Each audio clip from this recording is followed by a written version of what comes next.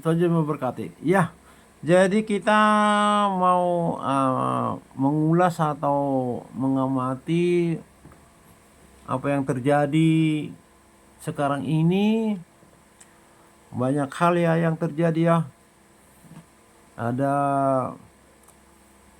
masih ada perang Ukraina melawan Rusia. Dengarnya dalam kondisi sekarang Rusia keteteran karena Ukraina bisa menemukan anti rudal, anti drone. Ya, itu kalau dilihat sepintas memang benar apa yang dikatakan oleh pengamat.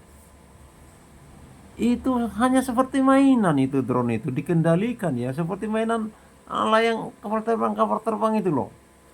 Tetapi dahsyat ya, bangunan bisa diterjang roboh, bisa membawa bom peledak sampai 400 kilogram ya, 500 ya.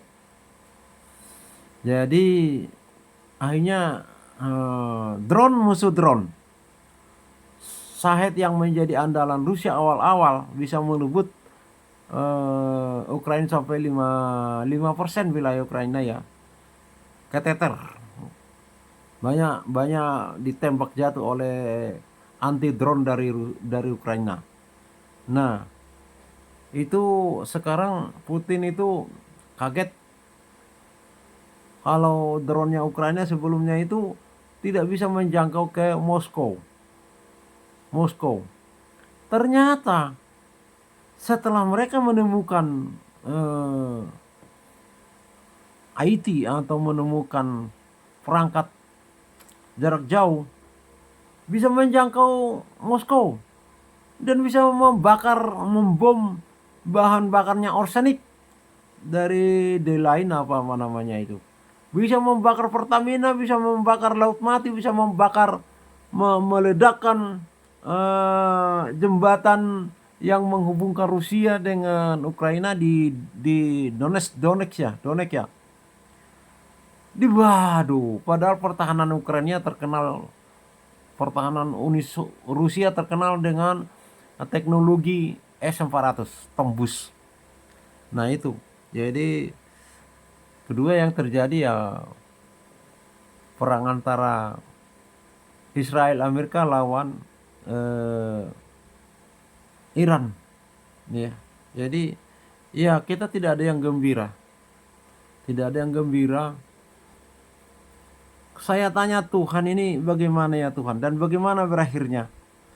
Ya, saya hanya dapat hikmat bahwa di luar dari apa yang kita tidak tahu, kita hanya berdoa saja. Biarlah Tuhan sendiri yang jadilah kehendaknya, begitulah, jadilah kehendaknya. Karena Tuhan tidak pernah sekarang ini melakukan penindasan pembunuhan. Tetapi iblis memang itu kerjanya. Tuhan katakan dari sejak semula dia berontak. Dia itu sangat benci, kebencianlah menjadi kepuasan hatinya. Dia adalah pencuri dan pembunuh manusia dan pembunuh yang keji. Nah, itu kepuasannya setan. Kebalikannya, Yesus memiliki kasih kepada manusia. Nah, itulah. Jadi supaya kita tahu itu.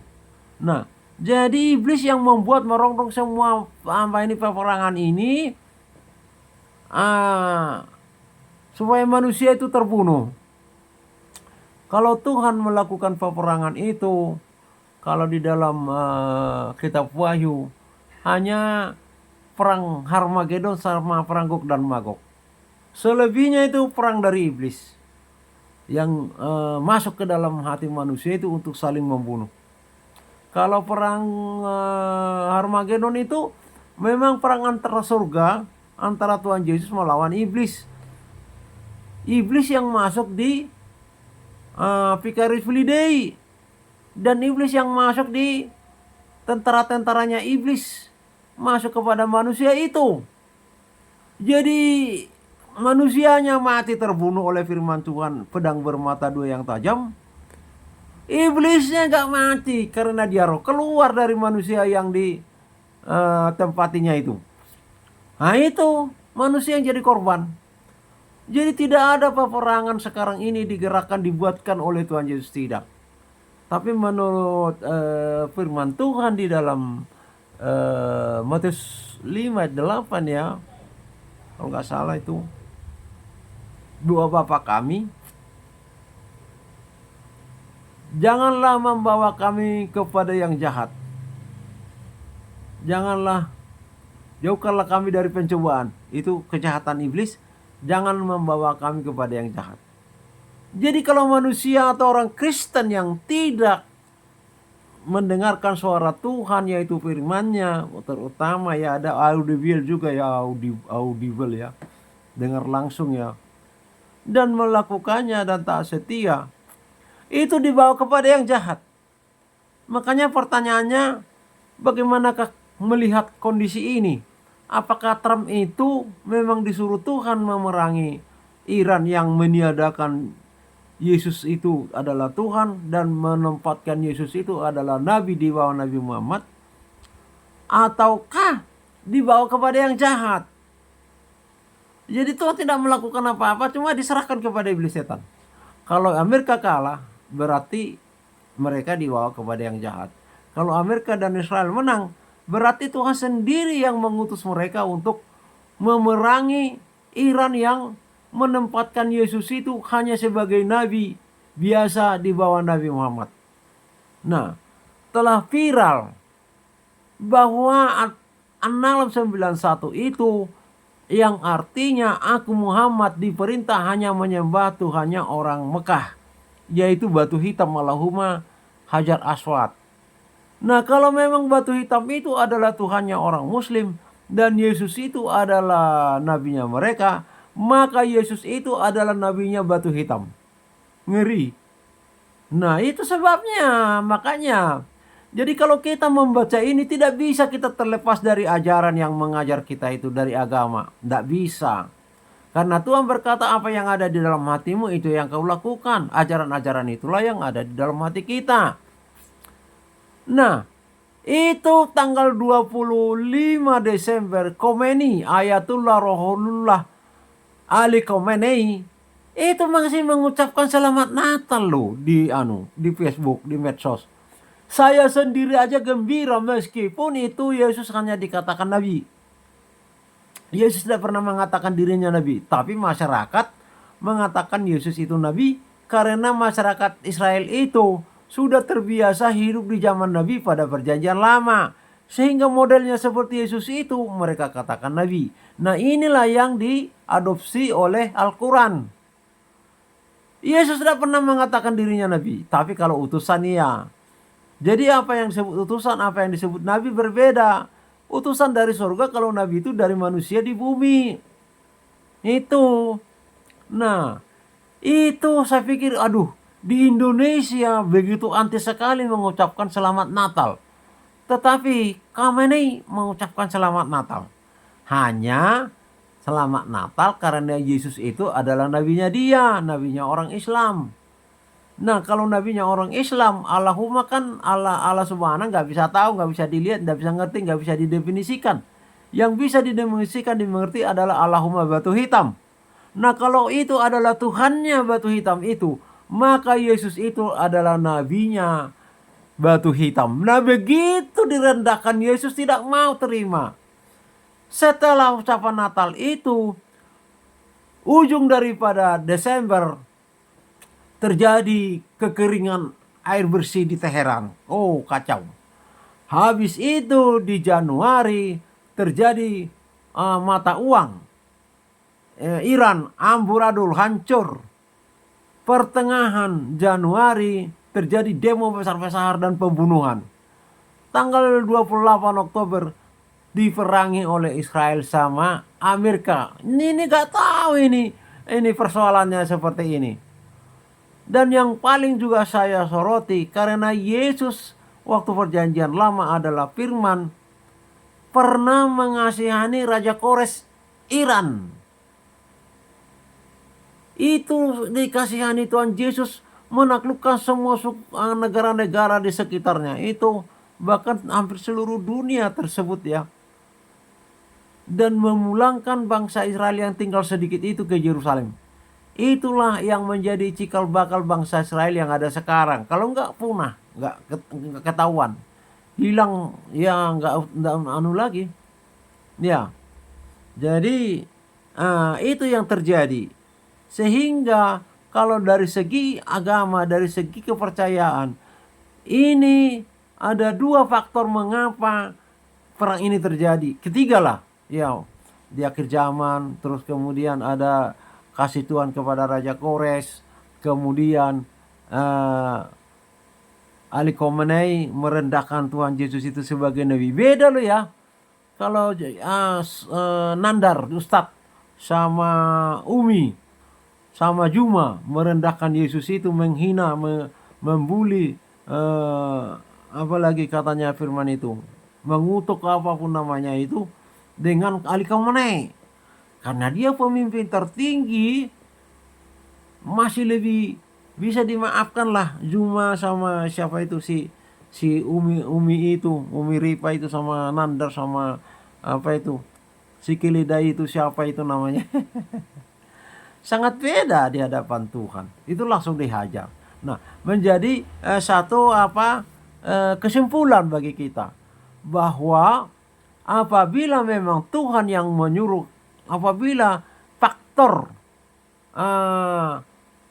Tuhan menghukum Ali Khamenei Iran karena dia merendahkan Yesus itu adalah nabinya di bawah Nabi Muhammad dan menjadi nabinya batu hitam, berarti Israel sama Donald Trump itu memang diutus sama Tuhan. Ya, diutus sama Tuhan. Dan menjadi aneh, ini bangsa pilihan perjanjian lama bertemu satu hati dengan bangsa pilihan perjanjian baru yang mengakui adanya Tuhan, melawan oke lah, katanya bangsa Israel tidak mengakui adanya Tuhan. Jangan katakan bangsa Israel tidak bisa mewakili, karena 12 rasulnya Tuhan Yesus adalah bangsa Israel. Karena orang banyak yang berbondong-bondong mengikut Yesus dan disembuhkan dari segala penyakit dan dari setan adalah bangsa Israel. Jadi nggak bisa digenerasikan seperti itu, digeneratifkan. Nggak bisa diguyah-kuyah apa namanya itu. Nggak bisa mewakili bangsa Israel semua. Artinya adalah mereka yang percaya sama Tuhan. Dan oleh karena itulah mereka bisa bertemu. Kalau enggak, kalau Israel yang keturunan yang membunuh Yesus itu yang dijadikan patokan, mesti dia sama dengan Islam, menolak ketuhanan Yesus. Tetapi yang di dalam hal ini adalah Israel mesianik yang percaya kepada Yesus itu adalah Tuhan. Ya, kalau secara logi manusia memang tidak bisa diterima. Ya, karena memang perkara surga, Yesus datang dari surga, tidak bisa akal manusia menerima seluruhnya. Ya, jadi salah satu saya lihat di situ, karena Yesus itu bukan dari Yusuf, karena Allah Bapa yang membuatkan firman-Nya di rahim Maria. Nah, itu bangsa Israel sedikit memilih itu. Lah kalau dari Yusuf, berarti bukan firman yang menjadi manusia, tetapi karena Yusuf adalah suami tunangan daripada Maria, makanya Yesus itu dari keturunan secara daging Yehuda sampai ke Yusuf. Itu. Kalau orang Kristen tidak susah untuk menerima itu. Kalau Yahudi, Ortodok Yahudi yang menyalibkan Yesus itu susah menerima itu. Tetapi Yahudi Mesianik yang Kristen tidak susah menerima itu karena secara roh.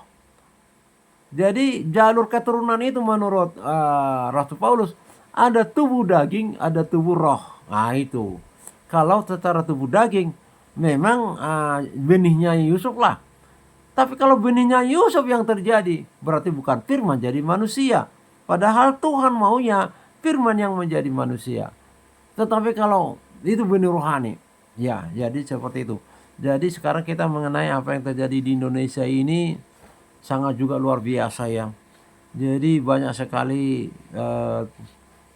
kasus-kasus korupsi dibongkar kembali. Ya, jadi yang menjadi perbicaraan Luhut Panjaitan sampai dengar ada 150 triliun uang dari IMF masuk ke rekening bendahara negara,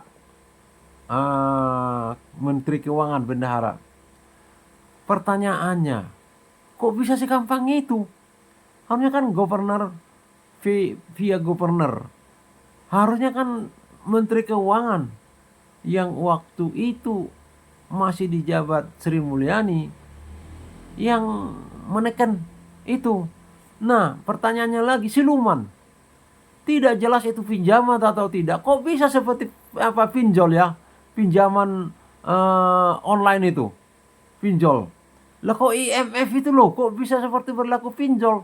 Nah, ini diributkan Luhut yang waktu itu Luhut, saya nggak salah, Menko dan Maritim ya, Menteri Koordinasi Ekonomi dan Maritim nggak salah.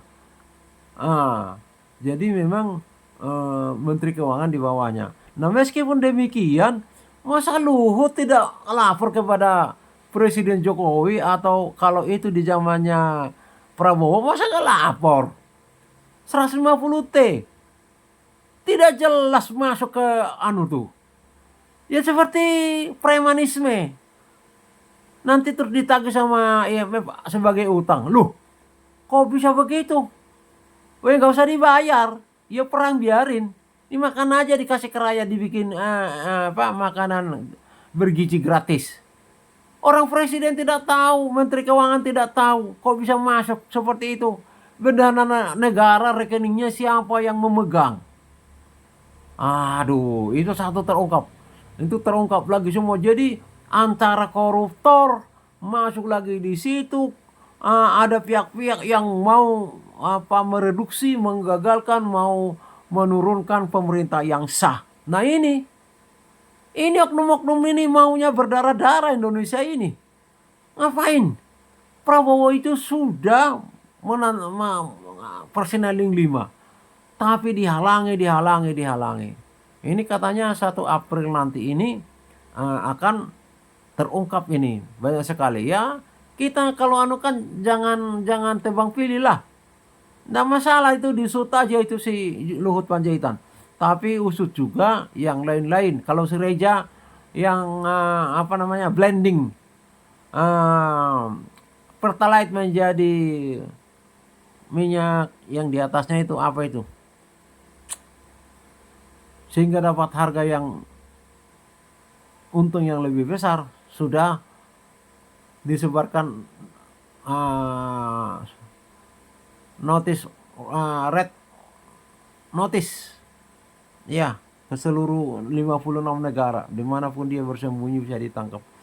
Nah, dimunculkan lagi kasus-kasus Hambalang, dimunculkan lagi kasus-kasus Bank Senturi, BLB, yang melibatkan mulai dari Presiden Megawati sampai Bambang Susilo Yudhoyono. Wah, sudah kuliti semua lah.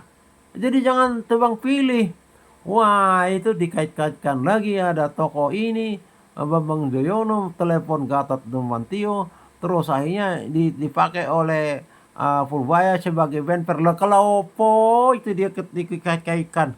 Sudahlah, legitimasi dari presiden kepada Pak Purbaya sudah cukup kuat. Ini ada main ini. Kalau memang itu bisa dipengaruhi Purbaya itu, runtuhlah Presiden Prabowo. Karena ini sedang dalam membabat koruptor-koruptor. Lah kalau itu berpihak kepada Bambang Yudhoyono, SBY, sama kepada Gatot, ini menjadi virus corona yang merongrong pemerintahan SBY. Ya, itulah yang dapat saya sampaikan. Tuhan Yesus memberkati. Haleluya. Amin.